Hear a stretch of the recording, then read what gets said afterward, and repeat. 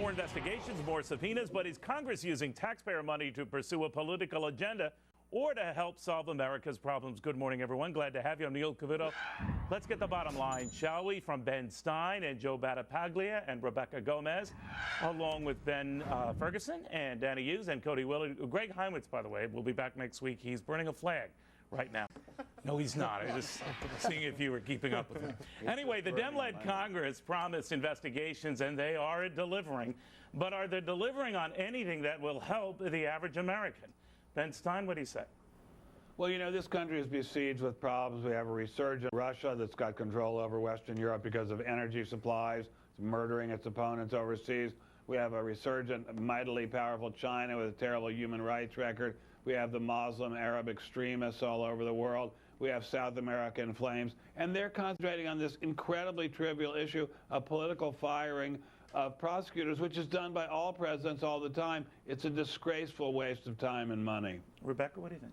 Well, I disagree with Ben because this is at our core of our democracy, having checks and balances. And we have to look at whether indeed this was purely for politics and would give one side of government more power than the other. And aside from that, it's not a waste of taxpayers' dollars. I mean, we're talking about one Senate panel here, 19 members of the Senate Judiciary Committee out of 100. The House is going to have hearings, well, too. There'll be a lot of hearings. But we still have other work going on. I mean, we have There's the Senate, work to be done. This country is in peril. Cody, what are you saying? Mortgage market? The very concept of a government is political, right? And so if you've got a Republican boss that comes into power and you are a Democrat U.S. prosecutor, the issues that you're focusing on, of course, they're going to be problematic. So, I mean, if you're a software manager and you've got yes, a new Cody, a but boss we're talking about the Patriot Act, and this is a very sensitive issue, and this is potentially, this is what they're looking into, is if the White House Look, Clinton fired all 93 of the Patriot Act. But give us a break. Clinton fired all 93 of them, and the Republicans in Congress weren't allowed to say boo about it.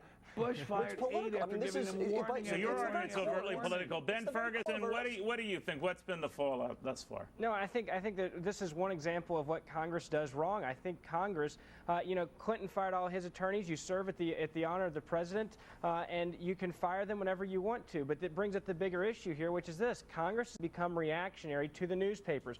They don't lead on issues anymore. They react to what's being covered in the news. That's why they don't get anything done, because they see something that they think the American people might care about, and they go, we got to have hearings. Look at steroids. No one really cared, but they reacted to the media attention of Barry Bonds. They do this with the port deal. They do this after Katrina. They have hearings after it's already happened. They don't fix the future problems. Well, Danny, let me ask you. I mean, if Roger Ailes or Rupert Murdoch fired me, I'd love to have hearings into that. But I guess that's not going to happen.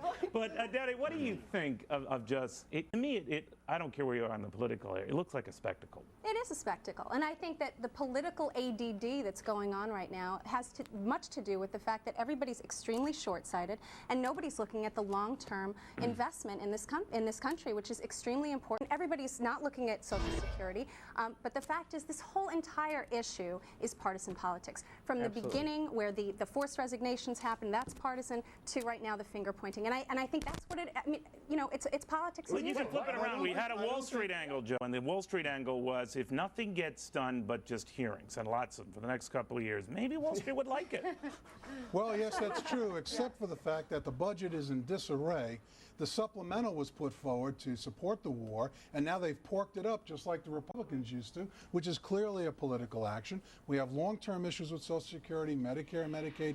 No one wants to address those. The AMT is going to whack all the blue states just as much as the red states. Talking about the alternative minimum tax. Right? That's right, the alternative minimum tax. And last but not least, the president's cuts of taxes, the stimulant in the economy, is going to roll off over the next several years. What are we going to do about it, and what's the impact? So Wall Street is going to have to start worrying about these things. But Neil, it's partly us as well in the media, because we're focusing on these very glamorous, juicy issues. Go to the Senate website, look up the Daily Digest. There are tons of hearings going on the budget, on military, stuff we're not covering. One at a time. All right, Cody. We're still talking about serious time and money. I mean, we're talking about 19 members of Congress out of 100 19 members of Congress, correct, and that is a lot of manpower. I don't have time to deal with this type of stuff. We have real Ben Stein, let me ask you this. I have a theory, and it's a crackpot theory, as you know most of mine are. But I don't think those in Congress who are going after the president with these hearings will be satisfied until everyone has resigned. And well, they won't. And that's it. That's the goal. Am I right? Well, they want to emasculate Bush. I mean, everybody else they go after is just a surrogate for Bush. They want to emasculate Bush. This is an incredible debate. We have real crises in this world, real serious crises. They want to hamstring the executive instead of working together with the executive. Bush keeps saying, work with me. Every problem we have, we can work together to solve. And they keep saying, no, we're not going to work with you. We're going to criticize you and nitpick you. It's become a game. It's not a coincidence that the candidacies are now running for the presidency this early in the process. So you've got your candidates running, you've got the hearings coming on to really rip down the executive branch. It's very clever timing by the opposition to get the White House, clear and simple. Ironically, and you never hear me say this before, Bush is the only one who's looking at the long-term perspective right now. and everybody else is really focused on the short-term momentum of this story. And we should say that you're a big liberal. Yeah, you know what happened to her after she had a baby, right? That's right. I knew as soon as you had that baby, things would change. You'd run over to the conservative side. But stonewalling hurts everyone, and I think, frankly, if Congress wants to see it, let's show it. You can't turn back now. Let's just. Here's what I worry about, Ben Ferguson, and you can help me with this. And Ben Stein and I can remember, as well as Joe, what the Watergate hearings were like, 24 years ago, Ben.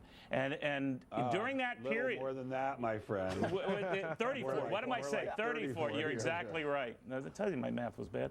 But that was not a very good summer for the markets, and I'm wondering if that's what we have to look forward to. Ben Ferguson, what do you think? No, I think you're absolutely right, and I think part of it is if you ran a business like Congress runs itself right now, which is reaction to everything, your business would fail. You have to lead on issues. We put these people in Washington to lead on issues, and part of it's become a big game. Why is Social Security not fixed? Because no one's willing to compromise on it and actually get it fixed. Why is Medicare and all these other problems?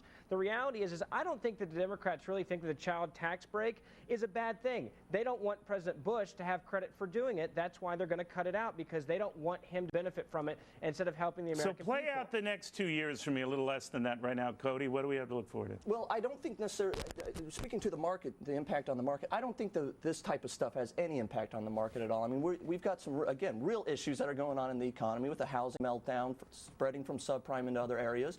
And we've got some real contagion that's going on around the financial markets around the world. Ben Stein dismisses our segments when we do them, but I didn't think you would. Say that one more time, sorry. Ben Stein dismisses our segments. I don't think so. Go ahead, Ben. What were you saying? Subprime is a phony issue. If you took all the houses in foreclosed on them, the loss would be trivial in the context of the U.S. economy. But that's if it stops right there. But you're saying we're whistling in the graveyard. That's the problem, I'm saying there's some real problems that will impact the market. This type of stuff does.